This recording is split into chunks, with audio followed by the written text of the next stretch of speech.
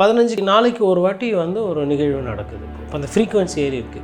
40 நாள் பிரேக் இருந்தது, அப்புறம் 72 நாள் கழிச்சு புதுச்சேரி நடக்குது. 15 நாளுக்கு வரும்போது தான் நீங்கள் அனுமதி கொடுக்குறீங்க. இல்லை அதாவதுங்க, இப்போ யார் அனுமதி கொடுத்தது? செங்கோட்டையன் அவர்கள் போய் சிங்கப்பூரில் எதனா பர்மிஷன் வாங்குறாரா? பாண்டிச்சேரி அரசாங்கம் நல்ல அரசாங்கம், பாதுகாப்பு நல்லா கொடுத்துருக்காங்க. அதான் பார்த்தோம் நாங்கள். ஈஷா சிங் உங்களை எவ்வளோ பெருமையாக நடத்தினாங்க. உங்கள் கையிலேருந்து ஃபோனை பிடுங்கினது, அதுக்கப்புறம் உங்களை நாக்கு பிடுங்குற மாதிரி ஒரு ஐபிஎஸ் அதிகாரி எப்படி சிங்கம் அங்கே கேள்வி கேட்டதை நாங்கள் பார்த்தோம். அதனால் 18ஆம் தேதி கண்டிப்பாக காவல்துறை வந்து சுலுவாலாம் எடுக்கக்கூடாது. நீங்கள் வந்து காவல்துறை கண்ணியமாக வரவங்கள நடத்துங்க.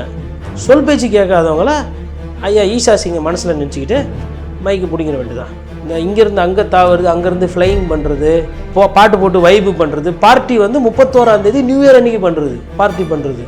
18ஆம் தேதி விடிகாத்தால 11லேருந்து 1 மணிக்கு அதெல்லாம் பண்ணக்கூடாது.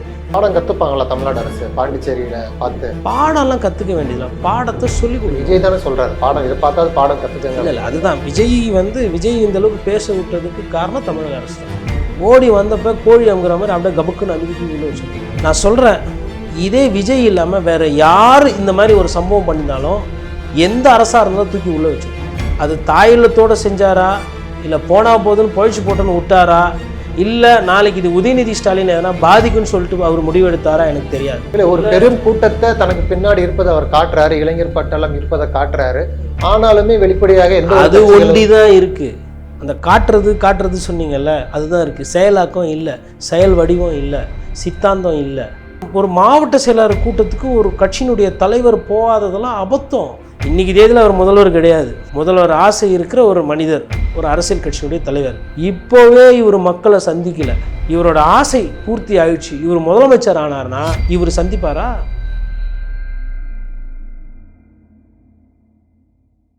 லிபர்டி தமிழ் நேயர்களுக்கு வணக்கம். இன்றைய நேர்காணலில் நாம் சந்திக்க இருப்பவர் பத்திரிகையாளர் கோட்டீஸ்வரன் அவர்கள். வணக்கம். நெறியாளருக்கும் நேயர்களுக்கும் வணக்கம். தாவேக்காவுடைய மாவட்ட மாநில நிர்வாகிகள் கூட்டம் நடைபெற்றது. 4 தீர்மானங்கள். முதலமைச்சராக விஜயை ஏற்கக்கூடியவங்கள் கூட கூட்டணி, அந்த கூட்டணி குறித்து முக்கிய முடிவுகளை விஜய் எடுப்பார் உள்ளிட்ட ஒரு 4 தீர்மானங்கள். பாண்டிச்சேரியை முடித்த கையோடு இப்போ தமிழ்நாட்டில் ஈரோட்டில் மக்கள் சந்திப்பு கூட்டம் இருக்குது. செங்கோட்டையன் அங்கே 18ஆம் தேதி அந்த கூட்டம் நடைபெற இருக்குது. ஒரு வரலாற்று சிறப்புமிக்க கூட்டமாக அது இருக்கும்னு சொல்கிறாங்க. தாவேக்காவுடைய அடுத்த கட்ட நிகழ்வுகளை நீங்கள் எப்படி பார்க்குறீங்க? 15 நாளைக்கு ஒரு வாட்டி வந்து ஒரு நிகழ்வு நடக்குது. இப்போ அந்த ஃப்ரீக்வன்சி ஏறி இருக்குது. 40 நாள் பிரேக் இருந்தது, அப்புறம் 72 நாள் கழிச்சு புதுச்சேரி நடக்குது. 15 நாளுக்கு வரும்போது தான் நீங்கள் அனுமதி கொடுக்குறீங்க. இல்லை அதாவதுங்க, இப்போ யார் அனுமதி கொடுத்தது? ஈரோடு காவல்துறை, ஈரோடு கலெக்டர் ஆஃபீஸில் தானே பர்மிஷன் கொடுக்குறாங்க. செங்கோட்டையன் அவர்கள் போய் சிங்கப்பூரில் எதனா பர்மிஷன் வாங்குறாரா? அதாவதுங்க, இப்போ திமுக மீது விமர்சனம் வைப்பதோ, இல்லை தாவேக்கா திமுக மீது விமர்சனம் வைப்பதோ அரசியல் ரீதியாக அதிக காரணம் இருக்குன்றது தான் ஃபஸ்ட்டு நான் புரிஞ்சுக்கிறேன். ஏன்னா இது வந்து ஊழல் குற்றச்சாட்டோ இல்லை வந்து கொள்கை ரீதியான விஷயமோ இல்லை. இது வந்து ஒரு அவதூறு பிரச்சாரம். ஸ்ரீவாரியில் இங்கே வெங்கடாச்சலபதி அந்த கல்யாண மண்டபத்தில் அதிமுகவோட பொதுக்குழு நடந்தது. புதுச்சேரியில் விஜய் அவர்களுக்கு என்ன கூட்டமோ அதை விட அதிகமான கூட்டம். ஏன்னா கட்சி நிர்வாகிகள் தான், வெறும் அழைப்பு கொடுத்தவங்க தான் போனாங்க. அவங்க என்ன திமுக வந்து பர்மிஷன் கொடுக்கலன்னு என்ன சொன்னாங்களா? இல்லை அடுக்குமுறை பண்ணும். ஏன்னா அது அவங்களுக்கு பழக்கம், அதை எப்படி செய்யணும்னு தெரியும். அல்பத்தனமாக இந்த மாதிரி அரசியல்லாம் அவங்க பண்ணுறது கிடையாது. பர்மிஷன் கொடுக்க மாட்டேன்றாங்கன்னா ஏன் கொடுக்க மாட்டோம்? உங்களோட நடவடிக்கை எப்படி இருக்குது? இன்னும் எதனா ஒரு இடத்துல ஒரு சின்ன அசம்பாவிதம் நடந்தால் என் போன்றவர்கள் ஆல்ரெடி ஸ்டாலின் அவர்களே நாங்கள் அதில் குற்றம் சாட்டுறோம். என்ன குற்றம் சாட்டுறோம் அப்படின்னா, இவர் வந்து ரொம்ப டீசெண்டாக டிப்ளமேட்டிக்காக விஜய் விவகாரத்தில் நடந்துக்கிட்டார். இதே வேறு யாருன்னா இருந்தாங்கன்னா முதலமைச்சராக தூக்கி உள்ளே வச்சுருப்பாங்க அப்படின்றது எங்களோட என் போன்ற பத்திரிகையாளர்கள் ஒரு சிலர் விமர்சனம். இதே திருப்பி இன்னொரு வாட்டி நடந்ததுன்னா, இன்றைக்கி முதல்வரை வந்து அப்பா ஸ்டாலின் இது பண்ணார், அதை பண்ணார், ஒரு ஒரு ஒரு பிராண்டாக இருக்காருன்ற மாதிரி இருக்குது. அந்த பேர் கெட்டு போகுமா? கெட்டு போகாதா? ஆல்ரெடி காவல்துறையால் அவருக்கு பிரச்சனை. ஒரு சைடு வந்து காவல்துறையால் கெட்ட பேர் வந்துக்கிட்டு இருக்கு. நான் என்ன உடச்சே சொல்லணும்னா, நிறைய காவல்துறை நிலையங்களில் வந்து வழக்கு போனால் கம்ப்ளைண்ட் கொடுத்தா கம்ப்ளைண்ட்டாக எடுக்கிறது கிடையாது. சீட்டு பண மோசடி, பணம் வாங்கிட்டு கொடுக்காதது, யாருக்குன்னா அது தரவுகள் வேணும்னா நான் தனிப்பட்ட முறையில் தர தயாராக இருக்கேன். நான் பொதுவில் சொன்னால் பாதிக்கப்படும். இதெல்லாம் நடந்துக்கிட்டு இருக்குது. ஆனால் ஒரு சைடு என்ன பண்ணுறாங்கன்னா, ஸ்பெஷல் ப்ராஜெக்ட் இம்ப்ளிமெண்டேஷன் ஸ்கீமு, அதுக்கப்புறம் வேறு ரெவென்யூ டிபார்ட்மெண்ட், அது மூலிமா என்னென்ன நல்ல திட்டங்கள் மக்களுக்கு கொடுமோ அவர் பேர் எடுத்துகிட்டு போகிறார். அப்போ காவல்துறை பர்மிஷன் கொடுக்கல, அழைக்க வைக்கிறாங்க, 84 விதி கொடுக்குறாங்கன்னா நீங்கள் உங்கள் நடவடிக்கை எப்படி? அந்த 84 விதியில் நான் நிறைய முறை சொல்லியிருக்கேன். குடிக்க தண்ணி வச்சியா, டாய்லெட் ஃபெசிலிட்டி இருக்கா, ஆம்புலன்ஸ் இருக்கா, பேரிகேட் போட்டிங்களா, வரவங்களோட எண்ணிக்கை என்ன, தளம் வந்து சமமாக இருக்கா, வெயில் வந்தால் என்ன பண்ணுவீங்க, அதிகமாக மழை பெஞ்சால் என்ன பண்ணுவீங்க, இதுதான் கேள்வி. இது நிபந்தனை அல்ல, இது வந்து சாதாரணமாக செய்யப்பட ஒரு வேண்டிய விஷயம். நீங்கள் ஒரு அரசியல் கட்சி இதெல்லாம் செய்யாமல் நீங்கள் வெறும் ரோட் ஷோ கூப்பிட்டு உங்கள் விஜய்னு பாட்டு போட்டு டான்ஸ் ஆடுறதுனால வந்து பிரச்சனை. இது வந்து நிபந்தனைலாம் இல்லை, இது வந்து ஒரு சில விஷயங்கள், இது வந்து முறை. ஒழுக்கமாக ஒரு கூட்டத்தை நடத்தணும்னா இப்படி தான் நடத்தணும். அதில் பர்மிஷன் நீங்கள் என்ன சொல்கிறீங்க, 70,000 பேருன்றீங்க, அப்புறம் 7 ஏக்கரா இடத்த காட்டுறீங்க. 70,000 பேருக்கு 7 ஏக்கரா பத்துமா? 70,000 பேர் வராங்கன்னா எத்தனை வாகனத்தில் வருவாங்க? வாகனம் எங்கே விடுவாங்க பக்கத்தில்? அந்த இடத்துல விஜய் அவர்களை அவர் பஸ் எடுத்துன்னு வருவார். ஒரு சின்ன வண்டியிலலாம் வரமாட்டார் சார். அவர் கூட வந்து புஷி ஆனந்த் ஒரு காரில் வருவார், ஆதவர்ஜுன் ஒரு 10 கார் வரும். அதிலே ஒரு 1.5 ஏக்கர் இடம் போயிடும். அப்புறம் பேரிகேட்டு, காவல் நிலையம், அப்புறம் உங்களுக்கு இது. அப்போ எவ்வளோ இடம் இருக்கும்? இது தானே திட்டமிடுதல், புரிதல். நீங்கள் வந்து தப்பாக கொடுத்துட்டு அப்புறம் அங்கே போய் கலெக்டரை வந்து குறை சொல்கிறது, இல்லை எஸ்பியை குறை சொல்கிறது.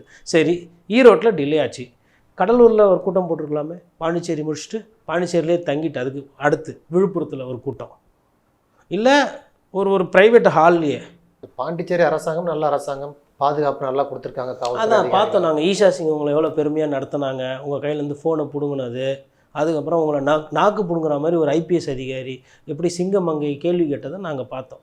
நீங்கள் உங்களோட காழ்ப்புணர்ச்சி காரணமாக சும்மா அதை வந்து சமாளிக்கிறதுக்கு வேண்டி அதை கண்டுக்காமல் இருக்கீங்க. உண்மையிலே தாவேக்காக்கு கோவம் வரணுமா வரக்கூடாதா? ஒரே நேரத்தில் 2 காவல்துறையும் தப்பாக சொன்னால் நம்ம மேலே தப்பு வந்துடும்ன்றதுனால ஒரு கண்ணுக்கு சுண்ணாமும் ஒரு கண்ணுக்கு வெண்ணையும் வைக்கிறார்கள். இங்கே எப்படி கரூரில் வந்து போலீஸ் ஒரு சில கேள்வி கேட்டாங்க, கரூர் போலீஸ் கேட்ட கேள்வி அவங்க மீறி போய் செயல்படுறதுனால அசம்பாவிதம். அங்கே வந்து நான் கொடுக்குறது தான் சாய்ஸு, நீ எனக்கு சொல்லாத என்ன பண்ணணும்னு சொல்லிட்டு அதிகாரி காலை வச்சு நின்றுட்டதுனால இது இருக்குது. கிட்டத்தட்ட இப்போ நான் என்ன நினைக்கிறேன்னா, பாண்டிச்சேரியில் எப்படி பொசிஷன் எடுத்தாங்களோ அதே மாதிரி ஒரு பொசிஷனை தான் ஈரோட்லேயும் எடுப்பாங்க காவல்துறை. QR கோடு உள்ளிட்ட விஷயங்களா? அது QR கோடு இல்லாமலோ வரவங்க வந்து கோடு அப்படின்னாவே என்னென்னா ஒரு லட்சணம், ஒரு டிசிப்ளின், அது ஒரு முறையாக இருக்கிற அளவுக்கு காவல்துறை வந்து செய்வாங்க. ஏன்னா அவங்க ஒரு வாட்டி பாடம் படித்தாங்க. இந்த வாட்டி காவல்துறை எதனா சொதப்புச்சுன்னா காவல்துறையை காப்பாற்றிக்கிட்டு இருந்த முதலமைச்சரே ஒரு சிலர் தூக்கி அடிச்சிடுவார். அதாவதுங்க, ஒரு அரசு வந்து தொடர்ந்து இந்த காவல்துறையினால் கெட்ட பேர் வருது கவர்மெண்ட்டுக்கு. இப்போ நம்ம வந்து முன்னாடி வந்து கலைஞர் மகளிர் திட்டத்தை பற்றி பேசினோம். அதனால் எப்படி வந்து முதல்வருக்கு வந்து ஒரு பெண் வாக்காளர் மத்தியில் பேர் எழுது, இலவச பஸ்ஸு உரிமை தொகை, இது பஸ் ஃப்ரீ பஸ் பாஸ் கொடுக்கும், அதனால் அவங்களுக்கு கெட்ட பேர் கிடையாது. இப்போ போக்குவரத்து துறையால் முதலமைச்சர் கெட்ட பேர் இருக்கா? இல்லை பள்ளி கல்வித்துறை இருக்குது. கூட்டி கழிச்சு பார்க்கும்போது பள்ளி கல்வித்துறையில் என்னென்ன பெரிய சிக்கல், இது பேர் என்ன உங்களுக்கு வந்து அந்த சிலபஸில் பிரச்சனை வந்தது, கலைஞரோட பேரை வந்து சேர்த்தாங்க, இந்த மாதிரி பிரச்சனைகள் தான் பள்ளிகள் இதில். அப்புறம் ஆசிரியர்களுக்கு வேலை வாய்ப்பு இல்லைன்றது, இது எல்லாமே வந்து பொதுமக்களை டைரெக்டாக பாதிக்காது. இதே உயர்கல்வித்துறை எடுத்திங்கன்னா ஆளுநருடைய சண்டைனாலையும் திமுகவுக்கு இருக்கக்கூடிய பிரச்சனைனாலையும் நிறைய இடத்துல துணைவேந்தரை எல்லாம் மாணவர்கள் பாதிக்கப்படுறாங்க. உயர்கல்வி மாணவர்கள், காலேஜ் போகிற பசங்களுக்கு சர்டிஃபிகேட்டே கிடைக்கல, வேலை வாய்ப்பு, அந்த மாதிரி பிரச்சனை இருக்குது. அப்போ ஒரு துறையில் ஒரு நல்ல பேர் கிடைக்குது, ஒரு துறையில் ஒரு சில நேரத்தில் கெட்ட பேர் கிடைக்குது. அப்போ அது துறை ரீதியாக தான் நம்ம பார்க்கணும். அப்போ அப்படி பார்க்கும்போது காவல்துறை வந்து ஈரோட்டில் அவருக்கு வந்து ரூல்ஸை டைட் பண்ணுறது தாவேக்காக அது முறை தான், அதுதான் அப்படி தான் பண்ணணும். இல்லை, பாண்டிச்சேரி போன்ற அது ஒரு சின்ன இதுதான், அங்கே வந்து மக்கள் கம்மியாக இருப்பாங்க, ஈஸியாக QR கோடுமாக இது பண்ணிடலாம். தமிழ்நாடு போன்ற பெரிய மாநிலங்களில் இவ்வளவு காவல்துறை இருக்கிறாங்க, இங்கேயுமே அதே போல் QR கோடுலாம் வச்சா ஒரு அரசியல் கட்சிகள் எப்படி ஒரு நிகழ்வு நடத்த? QR கோடு வைக்காதீங்க, ஒரு பாஸ் போடுங்க, ஒரு பாஸ் போட்டு ஒரு அட்டை கொடுங்க. அட்டையில் வந்து அந்தந்த மாவட்ட செயலருக்கு இவ்வளோ டோக்கன் கொடுத்துருங்க, அந்த டோக்கனை காட்டுறவங்கள உள்ள உங்களை எதுக்கு QR கோடெலாம் போடுறது? ஃபோன் வேலை செய்யலை என்ன பண்ணுவீங்க? தெரிதா உங்களுக்கு மூளை வேலை செய்கிறது இல்லைன்றது? ஃபோன் வேலை செய்யலை, ஜாமர் வச்சுட்டாங்க, QR கோடு ஸ்கேன் ஆகலை, என்ன பண்ணுவீங்க?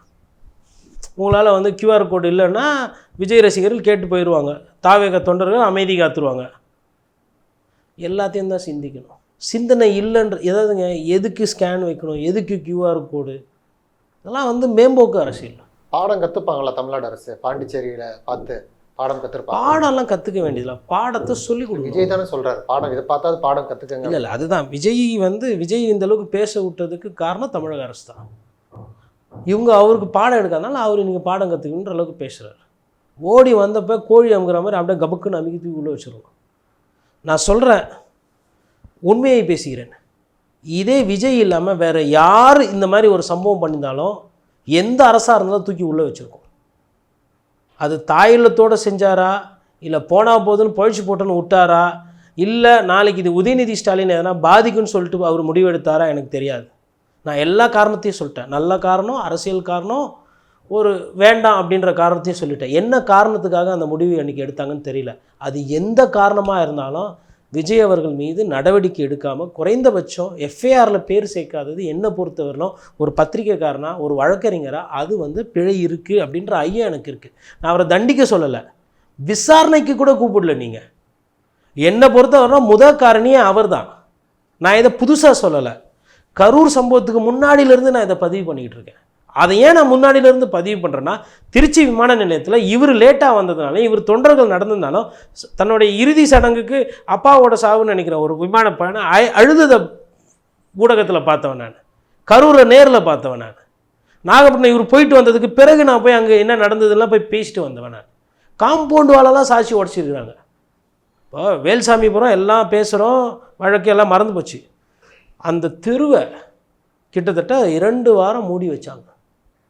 இயல்பு நிலை இல்லாமல் அங்கே இருந்தவங்களுக்கு வாழ்வாதாரம் பிரச்சனை, கடையை திறக்க முடியல. அங்கே ஒரு ஆஸ்பத்திரி இருக்குது, அங்கே ஒரு ஹாஸ்டல் இருக்குது, அங்கே நிறைய ஆட்டோ டிரைவர் ஸ்டாண்டு இருக்குது. யாருமே எதுவுமே பண்ண முடியல. அந்த தெருவே ராஜஸ்தானில் இருக்கிற பாலைவனம் மாதிரி ஆக்கி விட்டாங்க. யார்? இந்த காலக்கையர்கள் போய் கூட்டம் போட்ட லட்சணம். காம்பவுண்ட் வால் உடஞ்சிருக்கு, அந்த கடைக்கு முன்னாடி இருந்த அந்த ஷீட்டு சன்ஷேடெல்லாம் உடஞ்சிருக்கு. யார் கொடுத்தா காம்பன்சேஷன்? அவங்களுக்குலாம் யார் நஷ்டஈடு கொடுத்தா? நீங்கள் ஒரு கடை நடத்துகிறீங்க சாமி, உங்கள் கடைக்கு முன்னாடி ஏதோ ஒருத்தர் அசம்பாவிதம் பண்ணிட்டு போயிட்டார். ஒரு 15 நாள் வியாபாரம் இல்லாமல் உட்காந்தா அந்த மாதம் வருமானம் என்னாச்சு? கரண்ட்டு பில் என்னாச்சு? வாடகை என்னாச்சு? வேலை செய்கிறவங்களுக்கு சம்பளம் என்னாச்சு? அந்த குடும்பத்தை நடத்துகிற குடும்பத் தலைவர் எப்படி பிழைப்பார்? இதெல்லாம் யோசிச்சோமா? நம்ம இதெல்லாம் பற்றி பேசுகிறோமா? அடுத்து பாண்டிச்சேரி போய்ட்டு பாண்டிச்சேரிலேருந்து ஈரோடு போயிட்டோம். அப்புறம் நிபந்தனை விதிக்கக்கூடாதுன்னு. பின்ன உங்களுக்கு நிபந்தனை வைக்காமல் வேறு எல்லாருக்கும் தானே நிபந்தனை வைக்கிறாங்க. இதே நிபந்தனையோடு தான் இங்கே பெஞ்சமினும் ஒவ்வொரு வாட்டியும் அதிமுகலேருந்து பர்மிஷன் வாங்குறாங்க திருவள்ளூர் மாவட்டத்தில் இருந்து. இவங்களுக்கு தான் இது புதுசு. அதனால் 18ஆம் தேதி கண்டிப்பாக காவல்துறை சுலுவாலாம் எடுக்கக்கூடாது. நீங்கள் காவல்துறை கண்ணியமாக வரவங்கள நடத்துங்க. சொல் பேச்சு கேட்காதவங்கள ஐயா ஈஷா சிங்கை மனசில் நினச்சிக்கிட்டு மைக்கு பிடிங்கிற வேண்டியதான். சொல் பேச்சு கேட்டால் கூட்டம் இந்த இங்கேருந்து அங்கே தாவுறது, அங்கேருந்து ஃப்ளையிங் பண்ணுறது, பாட்டு போட்டு வைப்பு பண்ணுறது. பார்ட்டி 31ஆம் தேதி நியூ இயர் அன்றைக்கி பண்ணுறது, பார்ட்டி பண்ணுறது. 18ஆம் தேதி விடிகாத்தால் 11லேருந்து 1 மணிக்கு அதெல்லாம் பண்ணக்கூடாது. வைப்பு பண்ணுறது, பார்ட்டி போகிறது, டிக்டாக்கு, ரீல்ஸு, அப்புறமா நிறைய இருக்குது. அது அந்த வகையறால் அதெல்லாம் எதை எங்கே பண்ணோன்னு இருக்குது. இப்போ அந்த தாவேக்காவுடைய மாவட்ட செயலாளர் கூட்டத்தில் நடந்த 4 தீர்மானங்கள், கூட்டணி குறித்து விஜய் முடிவெடுப்பார், அவரை முதல்வராக ஏற்றுக்கொள்பவர்கள் கூட்டணிக்கு வரலாங்கிற ஒரு தீர்மானம் இருக்கு. முக்கியமான தீர்மானம் அதுதான். இன்று வரைக்குமே அந்த யாருமே கூட்டணிக்கு இது வரைக்கும் விஜய் அணுகல் அல்ல. அது எப்படி பார்க்கறது? ஏன் அவர் மீது ஒரு நம்பிக்கை இன்னும் வரலன்னு பார்க்குறீங்க? அரசியல் சார்ந்த கட்சிகள் எடுக்க வேண்டிய முடிவு. இளைஞர்களோ வாக்கு அல்லாதவர்களோ ஒரு பெரும் கூட்டத்தை தனக்கு பின்னாடி இருப்பதை அவர் காட்டுறாரு, இளைஞர் பட்டாளம் இருப்பதை காட்டுறாரு. ஆனாலுமே வெளிப்படையாக அது ஒண்டிதான் இருக்கு. அந்த காட்டுறது சொன்னீங்கல்ல, அதுதான் இருக்குது. செயலாக்கம் இல்லை, செயல் வடிவம் இல்லை, சித்தாந்தம் இல்லை. வெறும் அந்த கூட்டத்தை காட்டிட்டு, அந்த இள வட்டாரங்கள் கூட்டத்தை காட்டி ஒரு ஆட்டம் பாட்டம் ஆடல் பாடல் விழாது, அதை காட்டிவிட்டு சேர்ந்துடணும். அதுக்கப்புறம் இப்போ கொஞ்சம் பேர் வேறு எங்கேயும் சீட்டு கிடைக்காம வாய்ப்பு, நம்ம எம்எல்ஏ ஆக முடியாது, நம்ம திருப்பி பொசிஷன் வர முடியாது அப்படின்றவங்க என்ன பண்ணுறாங்க, போய் சேருவாங்க தாவேக்கால. நீங்கள் கேட்டீங்க ஏன் இன்னும் தாவேக்காவை நம்பி வரலன்னு. ஏன் திமுக கிட்ட எல்லாரும் போய் லைனில் நிற்கிறாங்க? ஏன்னா அரசியல் கட்சி நடத்துபவர்கள் சாலிடாக எங்கே ஒரு கூட்டணி அமைதுன்னு ஃபஸ்ட்டு பார்ப்பாங்க. அப்படி பார்க்கும்போது ஸ்டாலின் அவர்கள் கெட்டியமாக பிடிச்சிட்ருக்காரு. ஆனால் அப்படி இருக்கும்போதே காங்கிரஸ் என்ன பண்ணுது, இங்கிட்ட அங்கிட்ட விளையாடிக்கிட்டு இருக்குது. கல்லாமண்ணான்னு ஒரு விளையாட்டு விளையாடும், இங்கே அங்கே சின்ன பசங்களாம். அந்த மாதிரி காங்கிரஸ் தாவேக்கா வந்தோன்னா அவங்களும் சிறுபிள்ளைத்தனமாக நீங்கள் எங்களை மதிக்கவில்லை என்றால் நாங்கள் அங்கே சென்று விடுவோம். ஏன் சென்று தான் பாருங்களேன். ஒரு சிலர் சொன்னீங்கல்ல, விஜய் அண்ணா எங்களுக்கு அப்போவே பழக்கம், விஜய் சார் ஒரு சில எம்பி எல்லாம் பேசுனீங்கல்ல, காங்கிரஸில் சேர தயாராக இருந்தார். யார்? அவர். ஏன் சேர்த்துக்கங்க. இப்போது என்ன குடிமொழி போச்சு? ஒரு கோபம் வரலைங்க. காங்கிரஸ் கட்சி இன்றைக்கி மனசாட்சியோடு பார்க்கணும். திமுக கண்டிலைன்னா உங்கள் நிலைமை என்ன? விஜய் ஒரு நாளும் அட்டாக் பண்ணுவார், முதலமைச்சர் ஸ்டாலின் அவர்களையும் அவரோட ஆட்சியின் மீது. உங்களுக்கெல்லாம் கூட்டணியில் இருக்கீங்களே, உங்களுக்கு கொஞ்சமாச்சு கூட்டணி தர்மம்னு ஒன்று உணர்ந்ததுன்னா கொள்கைலாம் அப்புறம் வரும். இந்த தர்மம் குறைந்தபட்சம் அதிமுக இன்றைக்கி பிஜேபி கூட கூட்டணி போனவுடனே என்ன தான் இருந்தாலும் நயினாரை கூப்பிட்டு நாங்கள் சொல்கிறத அங்கே போய் சொன்னால் போதுன்னு தானே இருக்கார் இபிஎஸ். அவர் இபிஎஸ் காட்டுற அந்த ஒரு ஒரு ஒரு ஒரு ஒரு கூட்டணி விட்டு வெளில வந்தார். நீங்கள் பேசுனீங்க, என்னைக்குன்னா செய்ய முடியுமா உங்களால்? நினச்சி பார்க்க முடியுமா? பெரிய கட்சி தான் காங்கிரஸ் கட்சி. திமுகவுக்கு காங்கிரஸ் இந்த பேசுபொருள் வந்துச்சு பாருங்கள். பிரவீன் சக்கரவர்த்தி பேசுகிறாரு, நாங்கள் 100 சீட்டு கேட்போம், ஆட்சியில் பங்கு. கலைஞராக இருந்தால் இந்நேரத்துக்கு கூட்டணியை வந்து தெத்தி விட்டுட்ருப்பாங்க. காங்கிரஸ் இல்லைன்னா இப்போ இன்றைக்கி கமல் உள்ள வந்துட்டார். பிரேமலதா அவர்கள் அந்த இடத்த போட்டு நிரப்பி அந்த வாக்கு சதவீதத்தை சரி செய்யலாம். இன்னொன்று ஆட்சியில் இருக்கிறாங்க, வாக்காளர்கள் வேறு பட்டியல் குறையும் போது செலவு கம்மி. 50 லட்சம் ஓட்டு குறையுதுன்னா 50 லட்சத்து ஓட்டுக்கு உண்டான செலவு கம்மி. இன்னொரு விஷயமும் இருக்குது. அதில் ஜனங்களை வந்து இருக்கிற ஜனங்களை நீங்கள் இல்லைன்னு காட்ட முடியாது. இப்போ அஜீஸ் இந்த ரூமில் இப்போ நம்ம 3 பேர் இருக்கிறோம், தம்பி இருக்காப்புல, நீங்கள் இருக்கீங்க, நாங்கள் பேர்னா 3 பேர்னா 3 பேர் தான். இப்போ எனக்கு இங்கேயும் ஓட்டு இருக்குது அங்கேயும் ஓட்டு இருக்குது, அது நீக்கும். இல்லை உங்கள் மீது காழ்ப்புணர்ச்சி இருக்குது, உங்கள் ஓட்டை நீக்கணும்னா நீக்கலாம். இது ஒரு அளவுக்கு தான் செய்ய முடியும். இதனால் வந்து ஆட்சியை மாற்றுறது கம்ப்ளீட்டாக மக்களை கஷ்டப்படுத்தலாம். எஸ்ஐஆர் மூலமா சாமானிய மக்களையும் வெகுஜனங்களையும் நாசப்படுத்தலாம், கஷ்டப்படுத்தலாம். ஆனால் நீங்கள் ஒரு தேர்தலெல்லாம் அப்படிலாம் மாற்றிட முடியாது.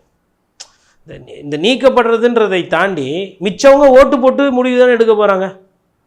இவங்களுக்கு ஒரு ஆசை இருக்கும், இல்லை இவங்க நமக்கு ஓட்டு போட மாட்டாங்க அப்படின்னு சொல்லி சூழ்ச்சி பண்ணி நிற்கலாம். நீங்கள் எத்தனை சதவீதம் அப்படி பண்ணுவீங்க? அது வந்து ஒரு சதவீதம் தான். அதனால் அதெல்லாம் வந்து ஒரு சிறிய காரணிகள்.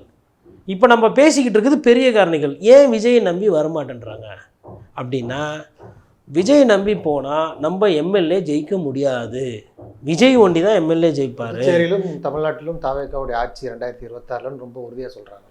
எல்லாரும் தான் சொன்னாங்க. வைகோ கூட சொன்னார் ஒரு காலத்தில், கேப்டன் சார் சொன்னார், ஜிகே மூவ் பண்ணார் ஒரு காலத்தில் சொன்னார், மக்கள் தலைவர் வாசனையாக சொல்லியிருக்காரு. ஏன் நீங்கள் சிரிக்கிறீங்க? இது சொன்னவங்க லிஸ்ட்டு நான் சொல்கிறேன், எல்லாம் சொல்லலாம். எது நடக்குது தமிழ்நாட்டில்? எது நடக்குது? ஒன்று உதயசூரியன் ஜெயிக்குது, இல்லை ரெட்டலை ஜெயிக்குது. இதுதானே நிதர்சனமான உண்மை. போட்டி என்பது திமுகக்கும் அதிமுகக்கும் தான். இதை புதுசாக நான் பேசலை, ஒவ்வொரு வாட்டியும் நான் இதை தான் பேசிக்கிட்டு இருக்கேன். இதை நான் வந்து ஏப்ரலில் மாற்றி பேச போகிறேன்னா அதுவும் கிடையாது. அப்போவும் சொல்லுவேன், போட்டி என்பது அதிமுகக்கும் திமுகக்கும் திமுகக்கும் அதிமுக. ஏன்னா அதுதான் சிலபஸ். ஏன்னா நம்ம பார்க்குறோம், பேசிட்டு பிரச்சாரம் பண்ணுறது ஒண்டி அல்ல தேர்தல். பூத்தில் வெள்ள ஆள் போடணும், கிளை செயலாளர் இருக்கணும், ஒன்றிய செயலாளர் இருக்கணும், வட்ட செயலாளர் இருக்கணும், வட்ட துணை பொறுப்பாளர் இருக்கணும், மாணவர் அணி, மகளிர் அணி, இளைஞர் அணி, ஆசிரியர் அணி, மருத்துவர் அணி, வழக்கறிஞர் அணி, இளம்பெண் பாசறை இருந்தால் அது, விளையாட்டு அணி, இப்படி போகுது. சிறுவர் அணின்னு ஒன்று அமைச்சாங்க பாருங்கள் தாவேக்கால. இதுதான் புதுசு. அப்போ கட்சி பலமே படுத்தாமல் 3வது பெரிய கட்சியாக வருவோம். நாங்கள் வந்து நாம் தமிழர் கட்சி ஒரு பொருளாகவே எடுத்துக்கல. நாங்கள் வந்து பாட்டாளி மக்கள் கட்சி அதிமுகவே ஒரு பொருளாக எடுத்துக்கலாம். எல்லாமே தான். நீங்கள் தான் 2வது வர போகிறீங்களே. கூட்டணின்றது ஒன்று. அப்போது மிச்ச கட்சியெல்லாம் கட்சியே கிடையாது. அவங்களும் வந்து கம்னு இருக்காங்க பாருங்கள். எனக்கு அதுதான், யாருமே வந்து அதை ரியாக்டே பண்ண மாட்டேன்றாங்க. பொருட்டாகவே மதிக்கலைன்னும் போது டிச்சு விட ஆரம்பிச்சிருக்கணும்ல இந்நேரத்துக்கு. யாருப்பா பொருள் இல்லை அப்படின்ட்டு ஒருவேளை கூட்டணிக்கு வரமாட்டாங்களோங்கிற அச்சத்தில் தான் திட்டாங்க. எனக்கு தெரிஞ்சு அதிமுக இனிமேல்ட்டு விஜய் அவர்கள் மீது நேரம் செலுத்துவது வேஸ்ட்டுன்னு நான் நினைக்கிறேன். ஏன்னா அவங்க ஆல்ரெடி வந்து ஒரு மாதத்தை வந்து இழந்துட்டாங்க. நல்லபடியாக போயிட்டு இருந்தது அவங்களோட அந்த பஸ்ஸு பிரச்சாரம். ஊராக போய் கிராமமாக போய் ஒரு பாயிண்டில் போட்டு ஒரு சட்டமன்ற தொகுதியாக பேசிகிட்டு இருந்தார். இவர் குறுக்கில் பஸ் எடுத்துன்னு போனார் கரூருக்கு. புண்ணியமாக அதிமுகவோட பிரச்சாரம் நின்று போச்சு. நான் ஏன் அதிமுக பிரச்சாரத்தை இங்கே தூக்கி பிடிக்கிறேன்னா, போன இடத்துலலாம் கூட்டத்தை போட்டு வந்தவங்களுக்கு சாப்பாடு போட்டு செலவுக்கு காசையை கொடுத்து வண்டியெல்லாம் அரேஞ்ச் பண்ணி மக்களோட தொடர்பில் இருந்த ஒரு கட்சி தொடர்பில் இருக்குது. இவர் மக்களோட தொடர்பே இல்லாமல் மாவட்ட செயலாளர் கூட்டத்துக்கு கூட போக மாட்டேன்றாங்க. ஒரு கட்சி மாவட்ட செயலாளர்கள் என்ன நினைக்கிறாங்க, என்ன பேசுகிறாங்க, என்ன வியூகம், அதை டிஸ்கஸ் பண்ண மாட்டிங்களா? பத்திரிகையாளர் இதில் பியூரோ சீஃப் மீட்டிங்னு ஒன்று நடத்துவாங்க. அது என்னென்னா, சம்டைம்ஸ் 15 நாளைக்கு ஒரு வாட்டி, இல்லை வாரத்துக்கு ஒரு வாட்டி, இல்லை மாதத்துக்கு ஒரு வாட்டி போடுவாங்க. எப்படின்னா, அந்த பியூரோ சீஃப் வந்தாருன்னா எஜுகேஷன் ரிப்போர்ட்டரு, க்ரைம் ரிப்போர்ட்டரு, கோர்ட்டுக்கு போகிற நிருபர், பள்ளிக்கல்வித்துறைக்கு போகிற நிருபர், விளையாட்டுத்துறை நிருபர், பிஸ்னஸ்ஸு, யார் யாரெல்லாம் சினிமா துறை சம்மந்தப்பட்டவங்க எல்லாரும் வருவாங்க. ஒரு சிலர் சினிமா துறை அதெல்லாம் வரமாட்டாங்க, அவங்கள கூப்பிட மாட்டாங்க. எடிட்டரோட மீட்டிங்னா வருவாங்க. இந்த மாதிரி ஒரு மீட்டிங்க்கு நீங்களே பேசி முடிவு பண்ணிக்கோங்க. நான் வீட்லேயே இருக்கிறேன்னா, இப்போ நான் அந்த பதவியிலலாம் இருந்திருக்கிறேன். என்னோடய ஓனர் இருக்கிறார்ல, எனக்கு சம்பளம் கொடுத்த எஜமானில் பெரிய கட்டையிலே எடுத்து உட்டிருப்பாங்க. என்னது கூட்டத்துக்கு போக மாட்டியா, மீட்டிங் போட மாட்டேன். அது மாதிரி தான் இது. இவர் கேட்குறதுக்கு யாரும் இல்லை. ஒரு மாவட்ட செயலாளர் கூட்டத்துக்கு ஒரு கட்சியினுடைய தலைவர் போகாததெல்லாம் அபத்தம். தொண்டர்கள் இதை பார்க்கணும். மாவட்ட செயலாளர் கூட்டத்துக்கே போக மாட்டார்ப்பா சாரு. உங்களுக்கெல்லாம் நீங்கள் இன்னொன்று பார்த்தீங்கன்னா, ஒரு அட்டையை வைத்து அந்த அட்டை உறுப்பினர் கார்டு கொடுக்குது. அந்த அட்டை விஜய் சார் அட்டை. இதெல்லாம் அதாவது நீங்கள் பீச்சில் போட்டோ என்றைக்கு பீச்சில் அந்த காலத்தில் பார்த்துருப்பீங்க. ஒரே நேரத்தில் சத்யராஜ் சார் இருப்பார், கமல் இருப்பார், ரஜினி சார் இருப்பார், அப்புறம் எம்ஜிஆர் அவர்கள் அந்த ஓரத்தில் வச்சுருப்பாங்க. ஏன்னா வயசானவங்களாம் அந்த எம்ஜிஆர் சாரை கேட்பாங்க, அது மாதிரி இருப்பாங்க. அந்த ஃபோட்டோவை எடுத்துகிட்டு வச்சுட்டு அப்போ நீங்கள் ரஜினி சார் மேலே கை போட்டுக்கலாம் அந்த அட்டை மேலே. அதெல்லாம் அது காலம் திருப்பி மறுபடியும் அதாவது எந்த காலத்தில் இருக்கோம் நம்ம. இப்போ யாருமே ஆட்டோகிராஃபே வாங்குறதில்ல, எல்லாம் செல்ஃபி தான். செல்ஃபி காலத்தில் போய் திருப்பி மறுபடியும் 80ல் இருந்த 90ல் கலர் பட்டம் ஃபோட்டோ வந்தப்போ, கோடாக் கோனிகா வந்தப்போ ஃபோட்டோ எடுத்த மாதிரி திருப்பி அட்டையை வச்சு கொடுக்குது. யோசிக்கணும், என்னடா இது 4 பேர் விமர்சனம் பண்ணுவாங்களே, இது யதார்த்தமாக இல்லையே. சகஜமாக பழக தயங்குற ஒருத்தரை நீங்கள் முதலமைச்சராக, இன்றைக்கி தேதியில் அவர் முதல்வர் கிடையாது, முதல்வர் ஆசை இருக்கிற ஒரு மனிதர், ஒரு அரசியல் கட்சியினுடைய தலைவர். இப்போவே இவர் மக்களை சந்திக்கலை, இவரோட ஆசை பூர்த்தி ஆயிடுச்சு, இவர் முதலமைச்சர் ஆனார்னா இவர் சந்திப்பாரா? காவல்துறை இல்லை, வெறும் பவுன்சரே மனுஷனாக நடத்தாமல் இந்த இப்படி இந்த நம்ம படத்துலலாம் பார்த்துருப்போம், யானை கோவம் வந்தால் எப்படி தும்பிக்கை சுற்றி தூக்கி போடணும், அந்த மாதிரி சுற்றி தூக்கி போடுறாங்களாம். நல்லா புசுன்னு இருக்கிறாங்க கூட இருக்கிறவங்களாம். அவன் பாவம் தொண்டை இல்லை இந்த தலைவனை பார்க்க போகிற அந்த ரசிகர் பாவம் ஒல்லியாக என்ன மாதிரி சுகர் வந்த மாதிரி இருக்கிறாங்க. இப்படி இருக்கிறாங்க. இது ரசிக்குது ஒரு கூட்டம். தாத்தா காமராஜர் இப்படி இருந்தாரா, இல்லை அறிஞர் அண்ணா இப்படி இருந்தாரா, எட்டாக்கனியாவாக இருந்தாங்க. இதயகனின்னு எம்ஜிஆரை சொல்கிறாங்க. கலைஞரை யார் வேணாலும் போய் ஒரு புஸ்தகத்துக்கு முன்னூறு எழுதுனா யார் வேணால் ஒரு போய் பார்த்துட்டு வந்துடலாம். ஒரு இலக்கியத்தில் அவரை பார்க்கணுன்னா பார்த்துட்டு வந்தோம். 4 நாள் இருந்தால் போதும். முதலமைச்சராக கலைஞர் தான், யார் வேணால் பார்க்கலாம். பத்திரிகையாளர்கள் எல்லாரும் அவங்க வீட்டு திருமணத்துக்கு கலைஞருக்கு அழைப்பு வைப்பாங்க. எதிர் பேப்பரில் வேலை செய்கிறவங்க, எதிர் டிவியில் வேலை செஞ்சவங்களும் இன்விடேஷன் வச்சுருக்காங்க. என்னையா கல்யாணமா, ஊரில் இருந்தால் வரேன், அது போனேன், அழைப்பு வச்சேன், ஆசீர்வாதம் கொடுத்தாரு, வந்தால் ரொம்ப சந்தோஷம், ஒரு மன நிறைவு. அது முதலமைச்சர், அது ஒரு கட்சி தலைவர். நான் மாவட்ட செயலர் கூட பார்க்க மாட்டேன் அப்படின்ட்டா நீங்கள் சரி, அவரோட ஃபாலோவர்ஸ் அவங்களுக்கு தெரிஞ்ச அரசியலை அவங்க பேசுகிறாங்க. நான் பார்த்த அரசியல்வாதிகளை வைத்து நான் பேசுகிறேன். என்னோட 20-22 வருஷ அனுபவத்தை நான் பகிர்னோம்ல நேயர்களுக்கு. நான் பார்த்த ஆளுமைகளோ, நான் பார்த்த அரசியல்வாதிகளோ, அவர்கள் செய்த அரசியல், அவர்கள் செய்த ஊழல், அவர்கள் செய்த மக்கள் விரோத செயல், அவர்கள் செய்த மக்கள் விரும்பும் செயல், இதெல்லாம் தானே அரசியல். இவர் மக்கள் விரும்புகிற மாதிரி இப்போ என்ன அரசியல் செஞ்சுருக்கிறார். பரந்தூர் விமான நிலையத்தில் இருக்கிற மக்களை திரட்டி நானே வருவேன் சிஎம் சார் சொன்னீங்கல்ல, அதில் என்ன நடவடிக்கை எடுத்தீங்க? ஏன் நடவடிக்கை எடுக்கலை? இப்போ எடுங்களேன் நடவடிக்கை. நான் சொன்னல எஃப்ஐஆர் ஓப்பனில் இருக்குன்னு, வேறு எதுனா வழக்கு போட்டாங்கன்னா சரி. அவர் பாஜகவை எதிர்க்கிறது இல்லை. ஏன் எதிர்க்கிறது இல்லை? ஏன்னா அவருக்கு ஒரு சில விஷயங்கள் பயம். மோடி அவர்களையும் அமித்ஷா அவர்களையும் விமர்சனம் பண்ணி பேசுறது இனிமேலும் பேச மாட்டார். அதனால தான் அவரை பிஜேபி பி டீம்ன்றார். அவர் தெரில, யார் எந்த டீம்னே தெரியாது. தேர்தல் முடிஞ்சவன தான் தெரியும். நன்றி. நிறைய நல்ல பயனுள்ள தகவல்களை நேயர்களுக்கு சொல்லியிருக்கீங்க. உங்களுடைய நேரத்துக்கு நன்றி.